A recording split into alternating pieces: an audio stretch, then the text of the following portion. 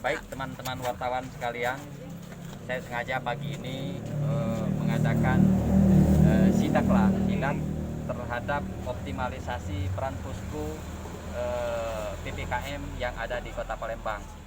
Karena saya dapat laporan dari Ibu Kadinkes kemarin, data yang kita punya memang 54 kelurahan, terus semalam menjadi 62.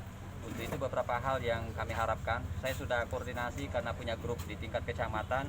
Mulai hari ini saya minta seluruh kecamatan sampai ke tingkat kelurahan optimalisasi terhadap keberadaan dari posko. Posko harus mulai optimal. Dan yang kedua, saya berharap juga koordinasi lebih intensif lagi. Kita minta bantuan dari para bapak-bapak dari Babinsa, Babin Kaptimas, camat khususnya harus proaktif, sehingga kita ingin meminimalisir penyebaran COVID-19. Yang ketiga, teman-teman sekalian, saya mohon bantuan dari teman-teman. Kesemuanya ini bisa berhasil bukan kerja dari pemerintah saja, bukan kerja dari TNI Polri, tetapi kerja bareng, kerja sama.